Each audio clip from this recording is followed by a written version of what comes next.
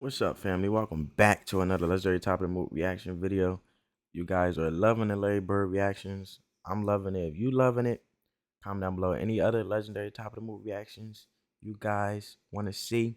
And comment down below, family. Should I create a Discord, family? Should I create a family Discord specifically just for you guys and me, to communicate, talk about reaction suggestions, you know, anything, what I'm saying? That's just positive, uplifting, um, spreading the love, peace, you know what I'm saying? So comment down below, should I create a Discord for all you guys to suggest any type of reactions you guys want to see? Along with the NBA reactions, Laimbeer reactions. So I appreciate all you guys' help. Couldn't do it without you guys. But let's get into it. We got Charles Barkley sitting here getting all little boyed right now.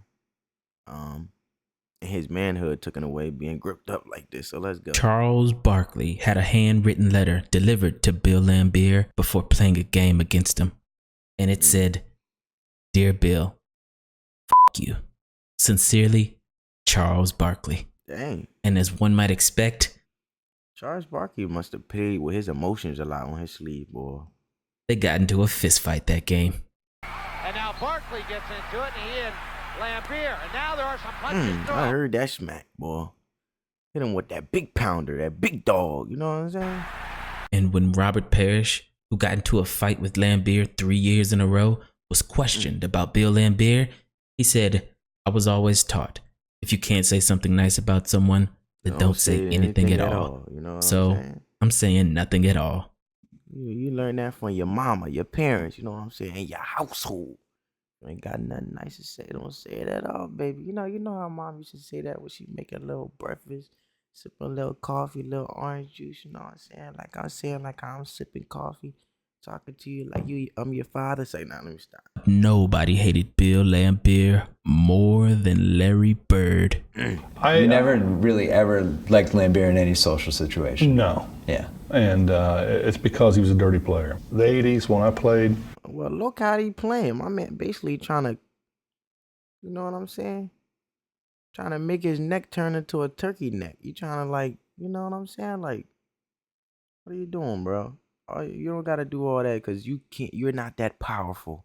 I don't have no strength because you got strength of a shriveled up shroom that you got to sit there and elbow somebody in their neck or they Adam's apple just to try to get a rebound. And Larry Bird, the legend at itself, come on, man. There was a lot of cheap shots. If you go back and watch the Pistons playing against Chicago, I mean, Michael and Scotty were getting pounded.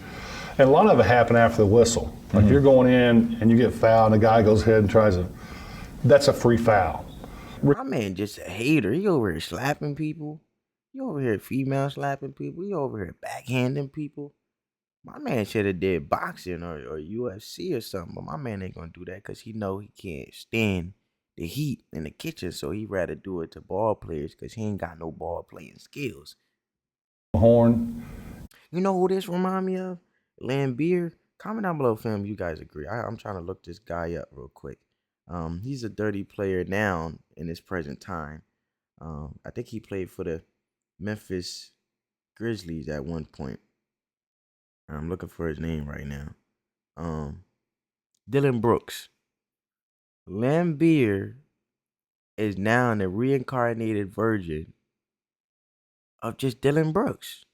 Dylan Brooks is the reincarnated version of Laimbeer. You know what I'm saying? So, look, man. Comment down below. You know, the way he was playing 30 with LeBron and, I'm just saying. I'm going to show a picture you guys so you know what I'm talking about. But, he was doing some punches. You know what I'm saying? Look. Well, I'm going to show you his face. Dylan Brooks, man. Look at him. That gentleman right there with the Memphis Grizzlies. You know what I'm saying? Make sure y'all get a good look. He hit you and all that, but he'd hit you. You know you're going to get hit. Yeah. But he didn't try to maim you. Right. Bill tried to hurt you. Got it back, so they reset it at 5. Laimbeer walked with it, then committed a foul, knocked Bird to the floor. Celtics are very unhappy about it. Yeah, caught Bird in the jaw. Yeah. And Larry's a little upset. And That's a fighter, man. That's a warrior on the court. You know, he was one of them guys, you shoot a jumper, he tries to slide his foot underneath your ankle so you twist your ankle. And that's why Parrish Did he really used to do that? If you watch any of our old games, Parrish was always twisting his ankle against the Pistons. So one time I shot a jumper and Laimbeer did it to me and I stepped on his foot, but I stepped on a high and twist my ankle. I don't know, a quarter or two later, he was shooting that jumper. I slid mine on there. That's the last time he ever did it. Really? Sometimes you gotta teach people a lesson, man. Man, he sound like he want to play rugby or something. Like my man over here, I'm saying the Laimbeer. I'm curious to see if he got injured because you sitting here trying to purposely create injuries for other players, like a legend Laimbeer. I wonder if you got injured for your own karma. And when Bill Laimbeer was called the NBA's dirtiest player by Michael Jordan, Laimbeer and Jordan.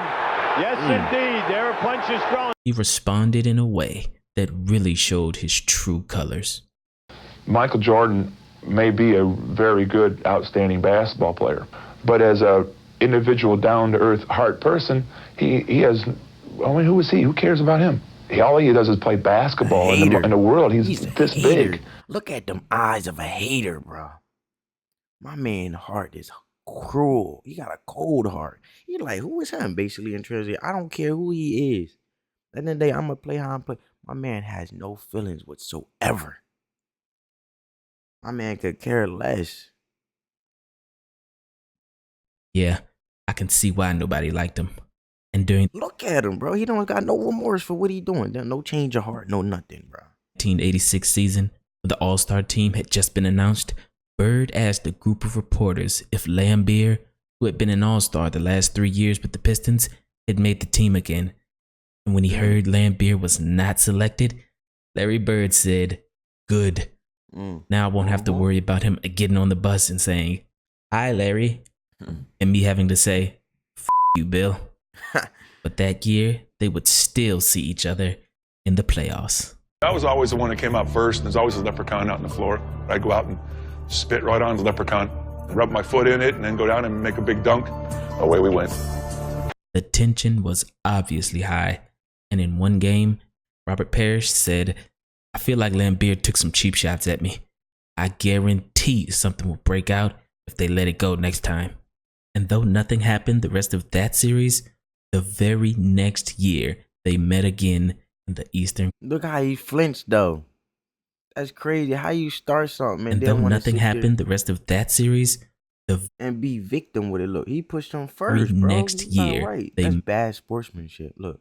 again in the Look, he said, "I'm gonna protect myself, but I'm gonna start something." Like, Eastern Conference Finals.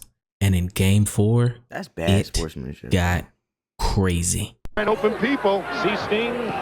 And 24-second clock. That's something you don't do, bro, man. You just out here purposely. You're not even playing basketball now. You trying to just purposely hurt people, bro. That's not part of the game. That's not bringing positive impact to the people along with entertainment. That's just harming people. Crazy. Open people. See Sting. And 24-second clock goes down, and Bird and Laimbeer go at it. Larry Bird and Bill Laimbeer have both been ejected from the game. Now there's Bird throwing the ball at Laimbeer and Rodman coming over. Larry Bird said, "Laimbeer was backing away from me and didn't want any part of me. I wish they would have cleared the court for about 15 minutes and just let us go at each other." And Bill Laimbeer, in classic Bill Laimbeer fashion, he said, "I didn't do a thing. I tried to grab..." The victimizing, though. How you want to harm people, which we don't condone in here, and you shouldn't. You should just be accepting the challenge, pushing each other to be great, making each other aware of the strengths and weaknesses along with your basketball skills, and building off of that, being competitive, which then is entertaining to the people. You might have a little trash talk here and there because of the competitiveness, part of being a man and sportsmanship. But at the end of the day, respecting each other, giving each other a handshake, saying thanks for pushing me to be a great player, to be on my P's and Q's, bro. You ain't got to be no hater, bro. You ain't got to be no hater. Know what I'm saying? So it's just crazy how he just don't have no change of heart. Like, as he was on this court trying to hurt people, never was at one point just be like, you know what? I need to stop doing this. My man just said I did nothing at all. I ain't do nothing. I don't know what they talking about. They crazy. Like, he just making them like they just making up stuff about him. Well, my man actions is clearly just nonchalant. For him Like to break his crazy though. fall, and Larry came up swinging. I was victimized, and Larry Oh Bird my God, he responded, was victimized. "Sure, he wasn't trying to hurt me, and I was trying to throw the ball at the referee. Bill's face just got in the way." When you play the same Try to throw the ball at the referee, Bill's face just got in the way. 4, 5, 6, 7 times right in a row within the space of about 2 weeks, it's got to be bad temper. Our ball club, I always feel. You know who also remind me of Laimbeer right now? And it just happened in, like, I think what, in less than 24 hours yesterday? Draymond Green has bad temper too, family. You know what I'm saying? And you see these things play out and play out. You know, so Laimbeer not the only one. But I mean, do you guys think the NBA should have like a psychological test or something put in place for players so the NBA and getting out on the court and the standards of the NBA along with entertainment out of respect for the people who pay to watch these games don't see bad sportsmanship or evil or malicious or hardened behavior, you know, to harm each other and don't get me wrong. The competitiveness is entertaining, but to a certain extent, out of respect for the people, out of respect for your teammates and the other team, and just creating a positive environment where it can still be a structured, respectful, genuine level-headed competitiveness, but still positive at the same point that they pushing each other to be great. But my question is, should the NBA incorporate some type of psychological anger management, some type of workshop or something, or some type of testing, you know, in regards to, in connection to how their sportsmanship would be if they compete with other teams? I mean, I think it plays a big part because then it takes away from the game, which everybody is ultimately coming to see from the beginning. Retaliators, not instigators. And I think the other team, like Detroit. No, I'm not sorry to get off subject, family, but I want to see something because I promise you, I think this just happened with, I didn't see the game, but I think Draymond Green, don't get me wrong, sometimes our tempers get the best of us or whatever, but Draymond Green has been constantly having temper problems. Look, Warriors, Draymond Green gets 2 technical fouls, first ejection of the season. Don't get me wrong, the season just started not too long ago, but Green was ejected in the third quarter of Saturday's night game after picking up 2 technical fouls, the second coming on a review several minutes after the play an apparent foul occurred. I am the same person that got suspended from the NBA Finals for flagrant fouls that were all called from after the game. Nothing surprises me. But at the end of the day, where's the questioning coming in? What behavior am I displaying that's causing these things? Rather it's Draymond Green, Dylan Brooks. You know what I'm saying? The same thing that Laimbeer is saying, but they still having this victimized mindset where no accountability is taking place. How is that any good for a team? You know, a sports team to display good sportsmanship. How? How are you going to evolve? You know what I'm saying? They are the instigators. Just curious. And in that next game, when Bill Laimbeer tried to come out and shake Larry Bird's hand, Larry looked at Bill and said, "Go f yourself. I always have respect for my opponents," Larry said. But in my instance, I think Laimbeer was trying to hurt me. See? So in Game 5, the Celtics got their revenge. I was at the game, and the crowd just had so much hatred for Laimbeer for that game. I've never been in any sort of a sporting event where the crowd hated a player that much. And I still am convinced to this day that the crowd convinced Parrish to punch him in the second quarter. Oh, no question. Very gingerly tried to shoot that shot. Nice play by Darren Day. It doesn't fall. The tip by Parrish. He can't get it to fall, and Parrish takes Laimbeer to... Laimbeer got a taste of his own medicine, man. And at the end of the day, I don't believe in, getting back at people, being bitter, being spiteful. But at the end of the day, when you keep doing something over and over, trying to hurt people, eventually you're, in the long haul, you're hurting yourself. Let alone hurting others around you. What's the point? You know what I'm saying? Ground with a right forearm. Well, they had said it was only a matter of time till somebody did. My man said. Laimbeer, he had it coming. That's... See? Yeah. He had it coming. Because you watch the replay and it was like barely he did anything. It should have happened 2 plays before. The cameras just got the part where Robert got mad, see? But nobody saw Laimbeer's elbow that hit him in the neck, right by the Adam's apple. And all he got this Adam's apple technique for some reason. Did was react because people are sick and tired of this guy with the baby face, putting his hands up all the time. Who, me? Meanwhile, he'll sucker punch you, he'll do everything in the game. So as I said once before, it couldn't happen to a nicer guy.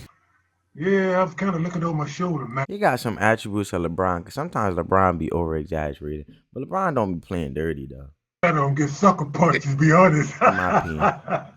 You know, in the heat of the battle, you know, we exchanged a few unpleasantries, then a few elbows that passed between us, and then I just lost a throwing punches. So I couldn't believe I lost my composure. Not the ad, bro. Come on. Trying to watch some legendary content here, man. I don't want to lost my composure like that. That was the first time ever. This play epitomized 80s basketball because not only did this flurry of punches result in no ejections and no technicals, but they didn't even call a foul. They just kept playing. Larry Bird called it. Well, back then they did play basketball to the simple fact that you guys told me, and I appreciate you guys giving me that input, family, that back then it wasn't considered a foul unless blood was drawn. You know what I'm saying? So. But sometimes, in the words of the great Frank Sinatra, the best revenge is massive success. Because later on that game, Larry Bird made the greatest play of his entire career. We knew we had to win that game. Both teams knew that whoever won Game 5 was probably going to win the series. Casey had to play the starters almost the whole game. And so our guys were just completely worn out. There's Bird off the screen from the corner. Big basket by Larry Bird. That's a two-pointer. Detroit by 3 with 1:13, and Bird has 30. Their coach had to be legendary, man.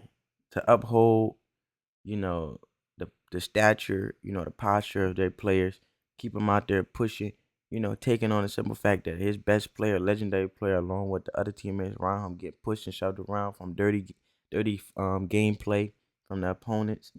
Man, legendary coach, legendary team, man. The Celtics had been to the finals in 84, 85, 86, and now it's 87. We're all beat up. The guys that are playing are hurt. So, you know, it was just guts. It was just a guts and pride. 3:41 to go in the game. Detroit leading by 2. And that man is playing on nothing but heart. He went out with an ankle injury that would keep most people out of the game, came back in, and now he's twisted it again. Now, the Boston moment, that was a heartbreaking moment. What was heartbreaking about that moment is... Didn't Isaiah Thomas play dirty too? Comment down below, Fanny, because I'm curious, man. I'm curious.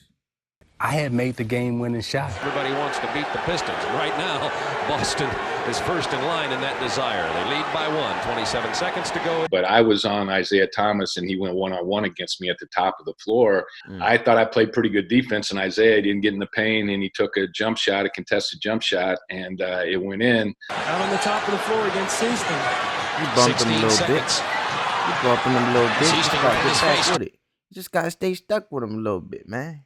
I mean, he created some space with the bumping. With a very big bucket. We go to the timeout. We know Bird's going to get it either on the left side or the right side. And we got the play figured out. We sent him left. About 5 of us come over there to try to block the shot. There's Bird with the ball against Mahone. He'll take it to the hoop. You can bet. He's going to try to draw a foul. It's blocked. And Look, 5 people, though. That's a shame. I think Larry Bird, let me wind it back. I know he was in tune to the play because it looked like a good opportunity, but they closed in on him.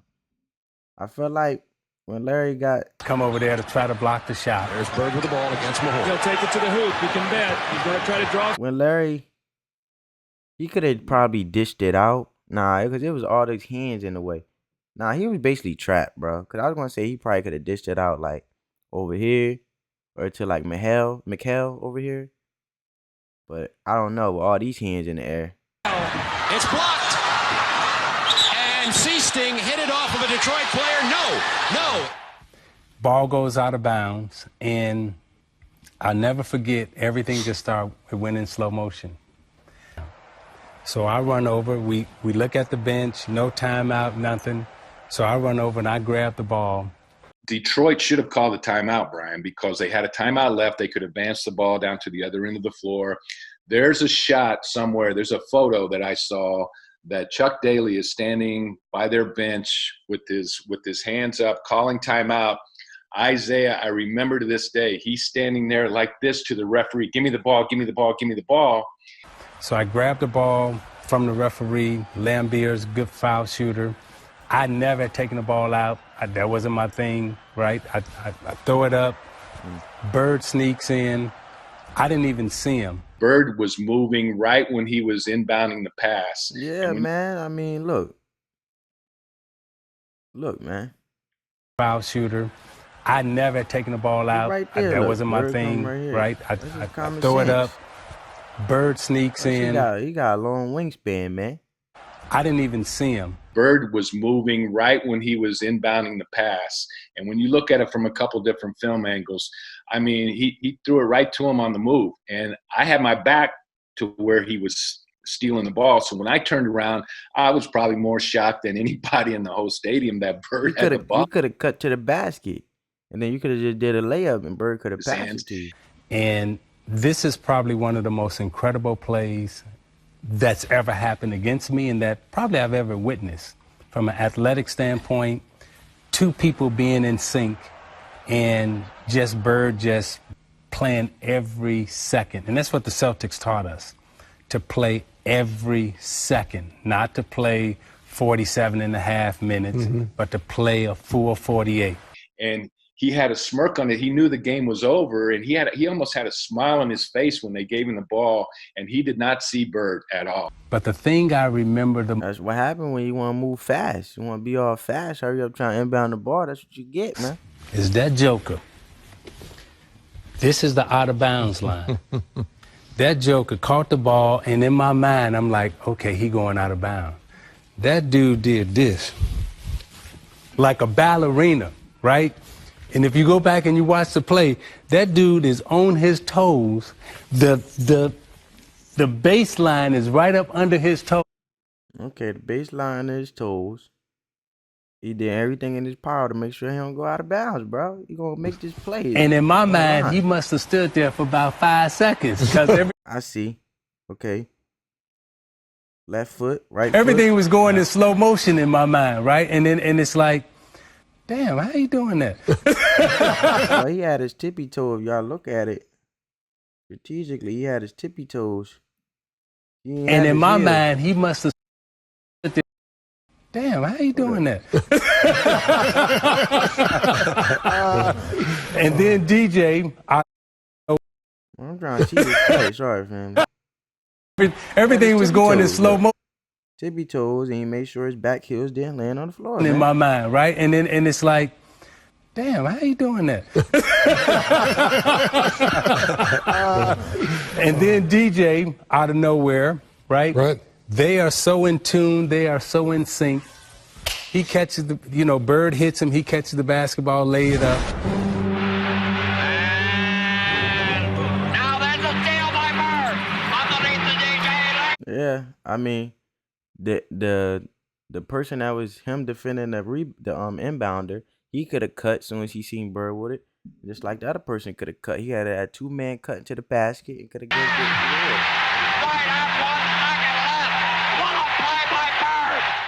I'm walking to the huddle, and as I come back out of the huddle, right, we try to take the ball out of bounds or whatever. Larry walks by and he goes, wow. Y'all know, look, you should never let up on me, man, because once you let up a little bit, I got enough space to do what I got to do to create a play that y'all ain't going to forget. That be right? I'm like, oh.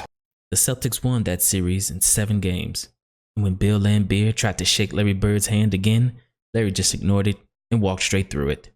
Larry Bird said, "I don't like Bill Laimbeer. Why should I shake his hand?" Even Isaiah Thomas, who was Bill Laimbeer's teammate for 11 years on the Bad Boy Pistons, had this to say about him. "To tell you the truth, if I didn't know Bill, I wouldn't like him either." And when the Celtics retired... Oh, so what you know about him? That's the simple fact that you like him then. Because you ain't say you did like him. I know that's your teammate, so you can't control who he is, but at the end of the day, if you didn't know him, you wouldn't like him either. But the simple fact is, why never ever explain or sit down with Laimbeer as a teammate for 11 years and ask what was his mentality and motive behind all these things? I mean, his actions was type clear, but what was the point?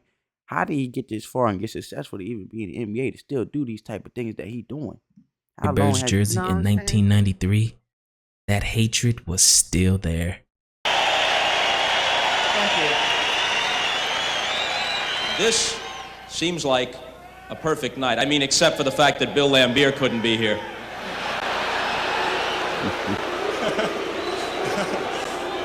What would you tell him if he was? We would probably hang him up with my my You probably hang him up there right with the banners. Because back in the day, the animosity was not for show.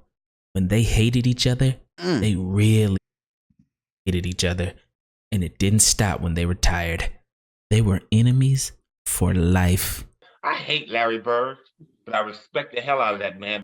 I respect Isaiah Thomas's talent. No matter how much I hate him, yeah, I respect his game. But Bill Laimbeer's hate was on another level because he didn't respect anybody. Not even his own You gotta give respect to get respect. If you don't give them, how you expecting anything? Know what I'm saying? teammates. In his last Detroit Pistons practice before he retired, Laimbeer elbowed the star player Isaiah Thomas and now you elbowing your own play. You getting the corruption gets so wild that now you starting to be not only destructive to the game of basketball and other opponents, not even being respectful to. Now you being destructive to your own teammates instead of being a teammate. Knowing how to be a team player, man. Broke his rib. And when Isaiah Thomas got angry, Laimbeer elbowed him again. Bill Laimbeer once said, "I don't fight, I agitate, then walk away." Yeah, you agitate, then walk away, and then you can't back up why you agitated someone in the first place. But this time, Isaiah Thomas didn't let him walk away. Because in retaliation, Isaiah Thomas punched Bill Laimbeer in the head, breaking his own hand, resulting in Isaiah being sidelined for 8 weeks. Like I said, I can see why nobody liked him. I don't give an inch at all on the court. I don't give anybody any respect. I think that's the major problem with a lot of other players is I don't respect their game. If they happen to get in the way, well, that's not my fault. That's their fault. I make no apologies for my game throughout my career. Whatever the general public thinks about my style of play, I really could care less. You left Bud on the court for the most part, but not with Laimbeer. You never really ever liked Laimbeer in any social situation. No. Yeah. Well, my man doesn't know how to. It's different when you being like a villain to then create being a villain for a marketing strategy, right? For entertainment, but there's certain levels and to a certain extent where you don't just be detrimental and be. Now, at the end of the day, like Magic and Larry Bird, right? Magic would be considered the villain to Larry Bird. Larry Bird would be considered the villain to Magic. But it was still sportsmanship, good sportsmanship. At the end of the day, they're just respectful to each other's talents, but they know that, okay, if you going to get ahead, I got to get further. So it was that constant wanting to get better type of mentality instead of, okay, I want to hurt you because I'm not where you at. You know, comparison is a thief of joy. I feel like Laimbeer was comparing himself to people, and then the simple fact, then this is my opinion, and the simple fact that then he had on the mentality to just hurt people. Because in himself, he had to be hurt internally for the game. he played and his skills may not being up to par for those he trying to, your own teammate, dog. Let alone the legend Larry Bird. Like, man, it ain't nothing else to say. It's because he was a dirty player. Larry Bird's sitting next to you right now. Would you talk to him? Would you have a conversation with him? What would you say? I'd probably go to a different table. Really, bro? When you was the one that was inflicting behavior or agitating. So you started agitation and then don't even want to sit around and people. You agitated. No accountability, I guess. I don't know. But anyway, family, hope you guys enjoyed this video. Get this video a big thumbs up, man. Subscribe to the YouTube algorithm. It's totally free. Let that spread that peace, love, and positivity, and let the love supersede the hate. And on that note, family, peace.